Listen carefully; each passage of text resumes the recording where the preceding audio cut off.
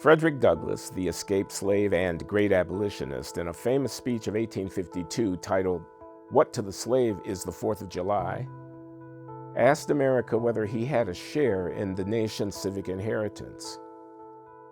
Douglass was cautiously hopeful that America might be faithful to its founding principles and grant liberty and equality to his people. But he had to plead with his audience to consider the gravity of the times. He had to indict his country for not standing up to its own ideals. Today, we stand 170 years later. Douglass's criticism of America remains fashionable, but many Americans seem to have forgotten what it was about America that Douglass wanted to be a part of. When we talk about race and America, we must ask whether the standoffishness exemplified by, for example, the "America ain't so great and never was" posture, popular on campuses and in newsrooms, truly serves the interests of Black Americans.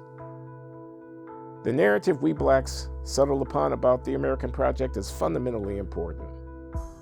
Is this basically a good country that affords boundless opportunity to all who are fortunate enough to enjoy the privileges and bear the responsibilities of American citizenship?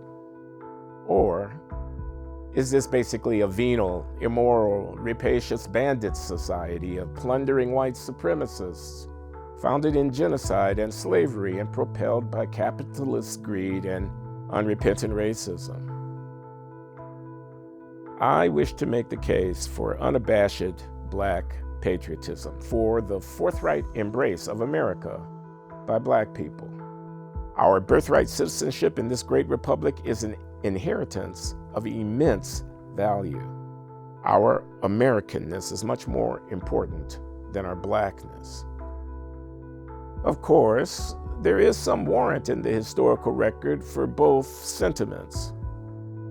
African slavery flourished at the time of the founding, true enough, and yet within a century of the founding, slavery was gone, and people who had been chattel became citizens of the United States.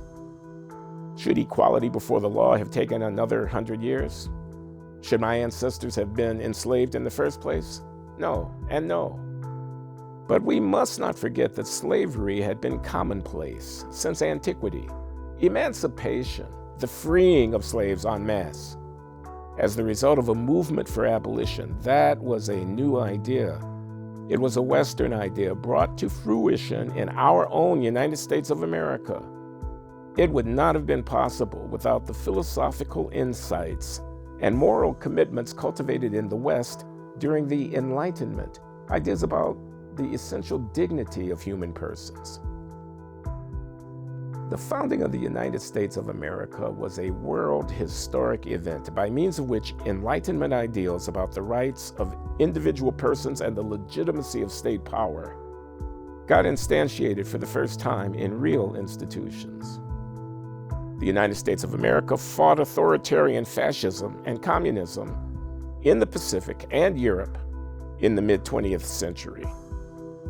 Our democracy, flawed as it most surely is, has been a beacon to billions of people.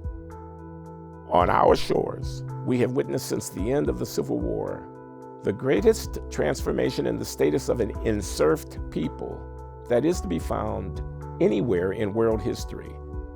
Some 46 million strong, we Black Americans have become by far the richest and most powerful large population of African descent on this planet.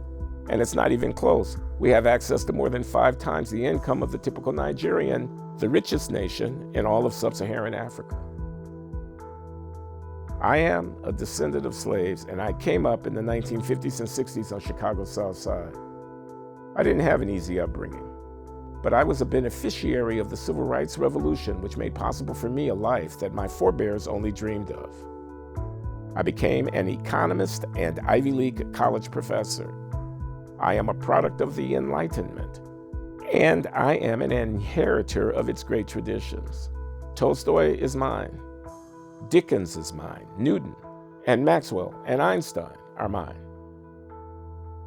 We Americans of all stripes have a great deal in common, and our commonalities can be used to build bridges, undergirded by patriotism, between Black America and the nation as a whole.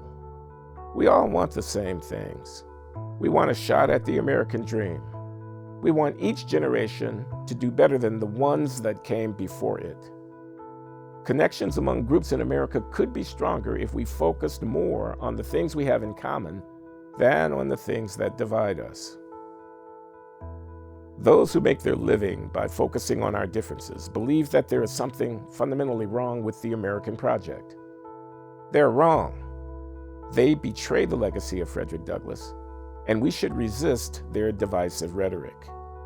It is easy to overstate the racial problems facing our country and to understate what we have achieved. Join me in valuing the American tradition at fairforall.org.